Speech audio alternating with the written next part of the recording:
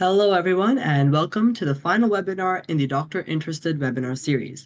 My name is Adam Muki, and I am the Executive Director at Doctor Interested. Before we begin, just some housekeeping. If comfortable, we ask that you keep your cameras on so that we can make a sense of community. Once again, please remain muted unless you are speaking, and please stay engaged through the chat. Along with that, before we begin, we want to acknowledge that this event is being organized in Mississauga, Ontario, which is situated on the traditional and treaty territories of the Mississaugas of the Credit First Nation. And as we gather virtually today, we want to encourage all of our participants to reflect on the lands they're joining from and to recognize the enduring presence and contributions of the Indigenous peoples across Turtle Island, now known as Canada, and the greater world. With that, I am very, very delighted to introduce our speaker for today, Nicholas Elias. He's going to be talking about the supplementary applications, some tips and tricks for that, and how to be yourself. Nicholas is a first-year student at McMaster University in the Honors Health Sci program. He is driven by a genuine curiosity about how the human body works, believing that learning about it is key to understanding his own nature and place in the world. Right now, he is an active member of the Research Pack, a student-led research club, where he's contributing to a systematic review on mast cell activation syndrome.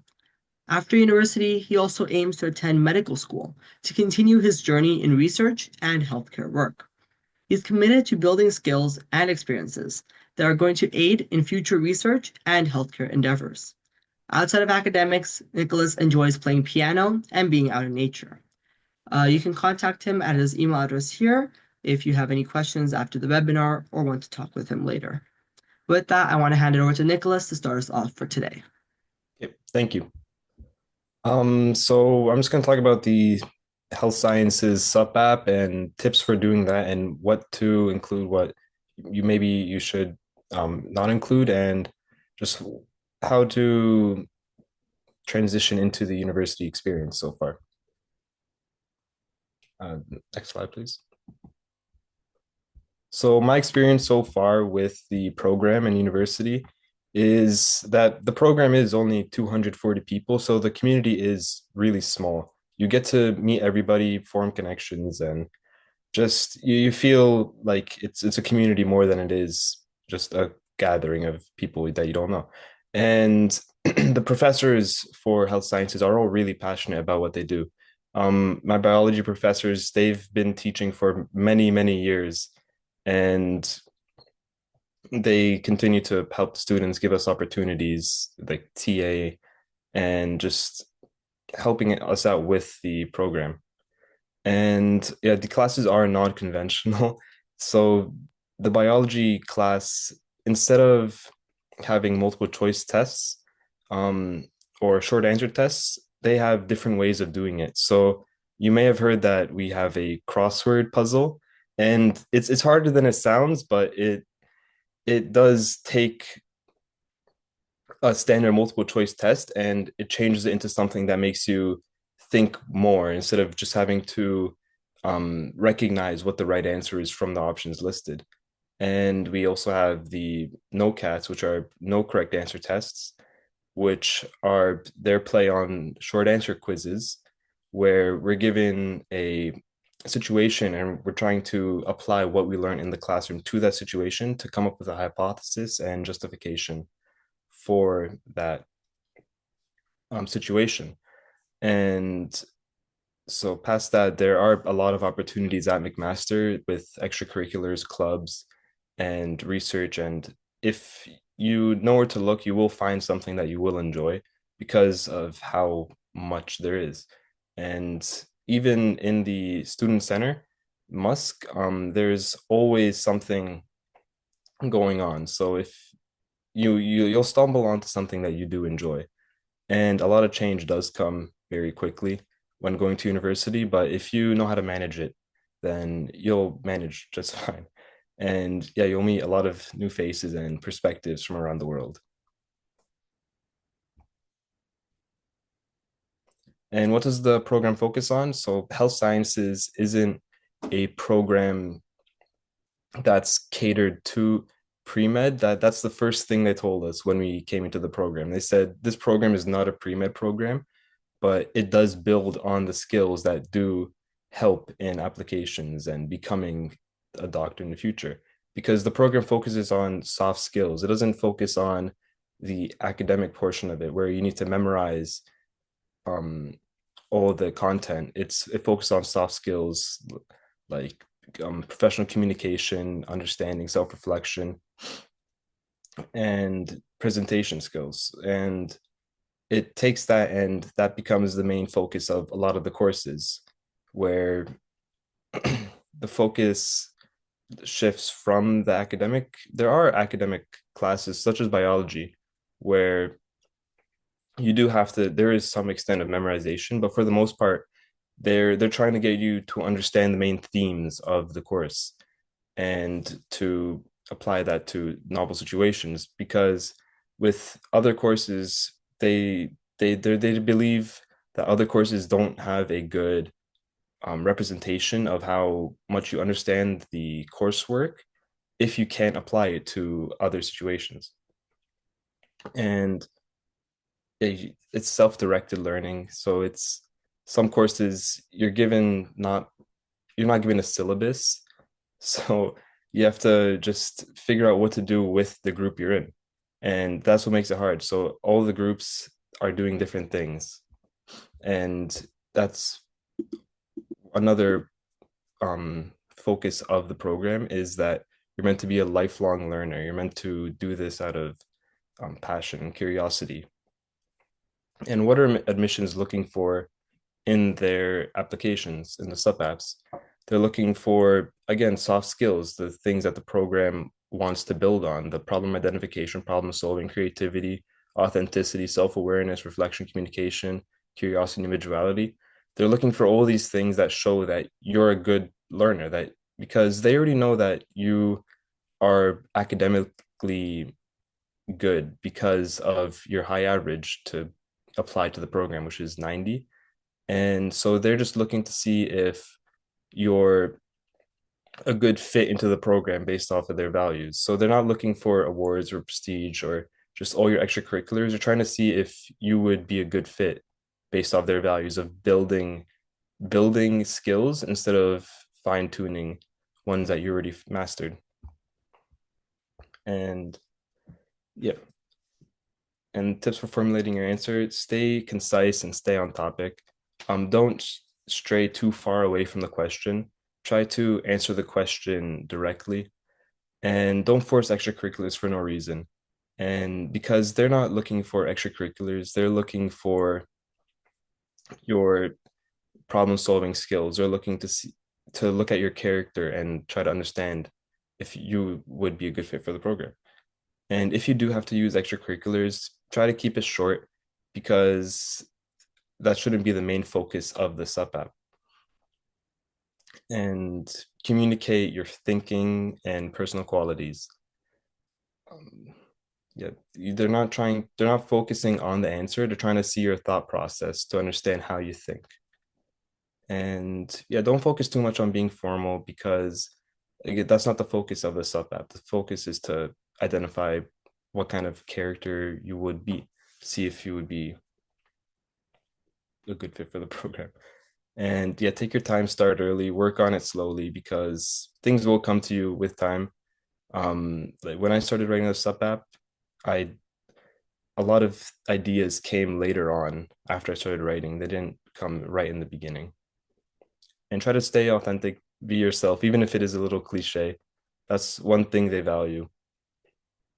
They want to understand who you are as a person, not who you are as like a number or a grade. And another tip is to understand what's being asked from the question. It may seem like they're asking one, they're looking for a specific answer, but there's no correct answer for the sub app there. So you need to understand what they're trying to evaluate, what they're trying to ask of you. So break up the question into parts, identify the theme, and address each part explicitly if it seems as if you should, and understand what the question is looking to assess, because all the questions do look at different skills. Like creativity, critical thinking, communication, and problem solving. So, and some of them, they just directly look into your character, trying to understand you as a person.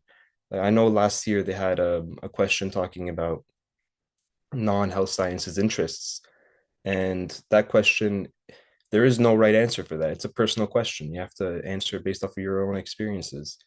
And so you just have to understand what the question is asking, because there's no right answer. It all depends on you as a person. And pick a question you connect with, just because it'll resonate with you more. You'll have more talking points and you have reflected on it more.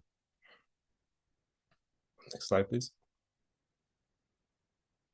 And the supplementary application is your first chance to show who you are. And the health sciences isn't about being the ideal student, it's about being yourself and making room for growth. And that leads me into my next point. Next slide. Being yourself. So pursue different hobbies and have interests outside of school. And not everybody's path is the same. If you end up not getting into the program, that doesn't mean um, your journey has come to an end. There are other ways of moving through life, and self-reflection, not self-judgment.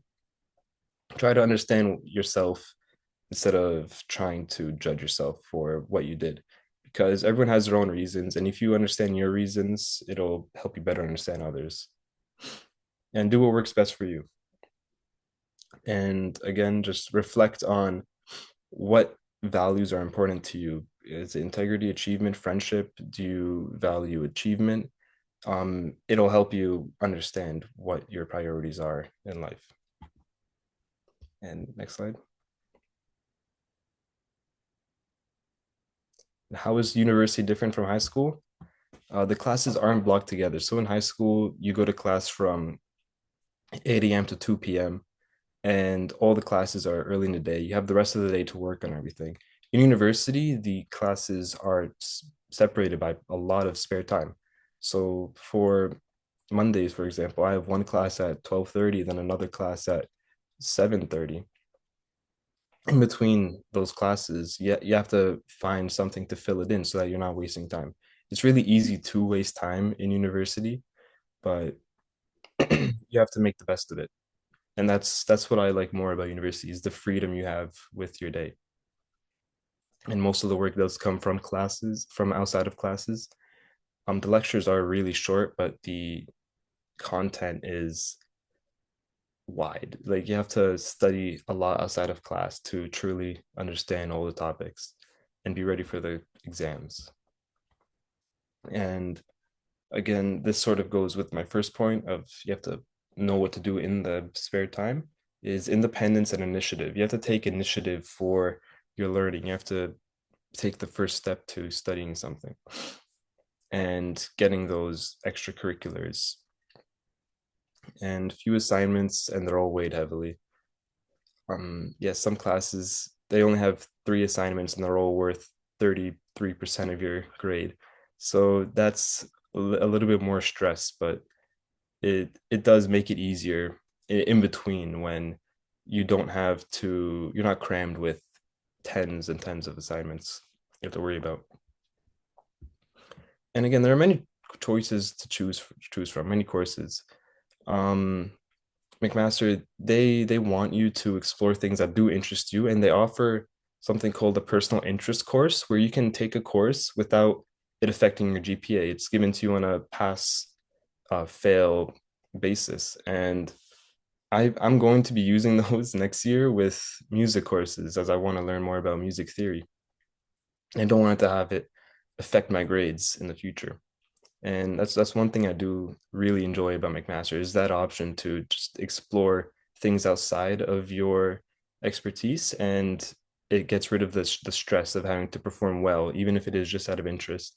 And beyond that, you do get a credit for that. And beyond that, they also allow you to audit a lot of courses where you only go to the class and you don't get a credit, but you do get to be a part of the class and learn. And yeah, many opportunities and pathways to go down. There's a lot of extracurriculars at McMaster, a lot of clubs to join. We have over 200, I think, with a MSU. alone. And some tips for your first year: find your study spot. Find one place that you want to study at because this will be your spot. It'll be with you all 4 years. It'll be your favorite. And use a studying technique that works for you. I like to use the Pomodoro technique because I don't like switching between all of my tasks. It helps me stay focused on one thing, get a lot of work done on it, and then have a little break to work on something else or just scroll Instagram or social media. Just take a little break. And that's another thing you should focus on. Understand when to take breaks and prioritize sleep because if you don't take breaks, then you'll be burnt out. It's a lot of work, and the main thing with university is you have to find that balance. You have to because it is a big change. You're thrown off balance going into university, and you have to try to find that again later on. And it all comes with time. So balance on work. Try as many things as you can. First year, yet try to get out there. Go to as many clubs, as many meetings as you can. Just try to find what works for you and learn to say no. Again, this contradicts the previous point, but it is true. If learn when to say no, because if you do end up going to every single club, every single extracurricular, every single event, you will be burnt out. You will be exhausted. And I learned that through Welcome Week, and they had like tens of events every day. I went to many of them, and it exhausted me. And it wasn't even schoolwork. It was only, fun events. So I can only imagine what going to every single academic meeting would be like. And start things early. Yeah, you have a lot of time. Take initiative with your work. Schedule your days. Don't waste your free time. Yeah, a lot of it has to do with time, trying to find that balance and keep up with work and have a plan for what you want to do with courses and in the future. Because if you don't have a plan, then you'll be lost in the future. You won't know what to do. And yeah, be prepared for things not to go to plan. Have a plan B. Your journey is not linear or predictable. Everything will come with time, so enjoy the wait. And yeah, thank you. Thank you so much, Nicholas. We really appreciate your presentation. I know that I saw a lot of questions come in during the presentation, so we'll get through them. Mhm. Um, I can't skip. Oh, there we go. I will share the attendance link into the chat first, so that people can start doing attendance, and I'll read out the questions. While I share this link, you guys also have a little bit more time to get any questions you might have ready.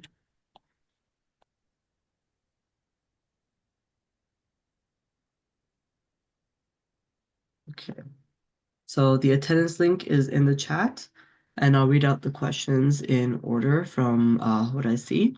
So the very first question is, what do you think the difference is between McMaster Health Sci and Life Sci? McMaster House side, it's a lot more freedom with your courses. Life sci first year, you have a lot more courses. You're stuck with physics and calculus first year, so it's a harder program, life sci than compared to health sci, and you don't get as many electives as you do in health sci. So health sci, again, they focus on building skills that you may be lacking in, so they allow you to have many electives.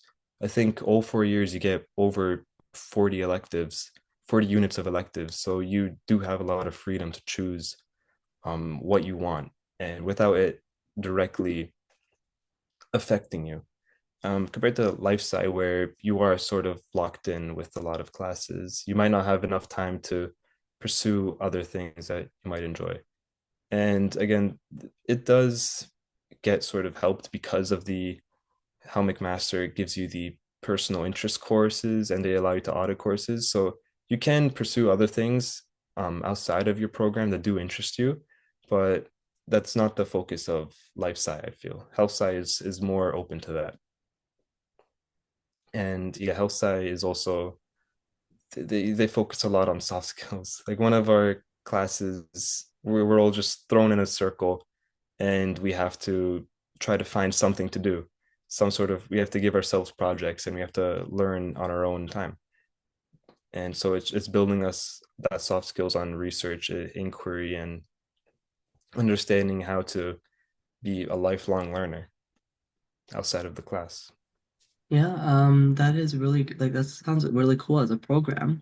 The next question I see is, do you think that there is an opportunity for research in the program, and what would you recommend we do when we get there to get into research? Yeah, there's a lot of opportunities for research at health sciences. Fourth year, you do have to write a thesis or research project, and you're given a lot of resources for that, as I've seen. And even early on, I'm only a first year student, and I'm already working on, a systematic review on mast cell activation syndrome. And even as a first year, I had no experience with research going into undergraduate, and they gave me those opportunities. You just have to be open to them and don't take them for granted because you have to capitalize off of them, make the best you can with opportunities you're given. And Yeah, even outside of the clubs, you could talk to the professors. Some of the professors, like my biology professors, he has a lot of research that he would like to give to his students. He always talks about it. that is really cool. The next question I see is, I guess, more related to the scholarships along with McMaster. They're wondering like how that would work. Do you know any specific ones that are McMaster specific, and things like that? Okay, so for scholarships, there is the entrance scholarship for health sciences, and a lot of other programs also have the entrance scholarship. But for health sciences, the scholarship isn't as much as you may hope because, and it's a lot harder to get. So for if you get a 93%, I believe they give you $500 automatically for health sciences, and if you get over a 98, they give you 1,000. But compared to other programs, it's not as much, and it's a lot harder to get because of the nature of the classes you have to take to apply. And for other scholarships outside of the entrance scholarships, you're going to have to sign up for Award Spring. Doc, yeah, Award Spring, and you fill out all the forms, and they give you the best matches for scholarships automatically. And yeah, that's what I did. I got a couple, but it's a really easy process. So it should be explained in future webinars with McMaster in more detail. Yep, perfect. Since we have 1 minute till the time to wrap up, I'm going to say thank you so much for coming on. We really appreciate your time, and I know there are still a few questions left. So if anyone else hasn't had their questions answered, feel free to email Elias here. And with that, if everyone's done the attendance for participation, we thank you all so much for coming to the webinar. Thank you so much, Nicholas, for coming on, and we really appreciate your time and your advice for everyone. And yeah, have a great rest of your Sunday, everyone. Bye. All right, thank you.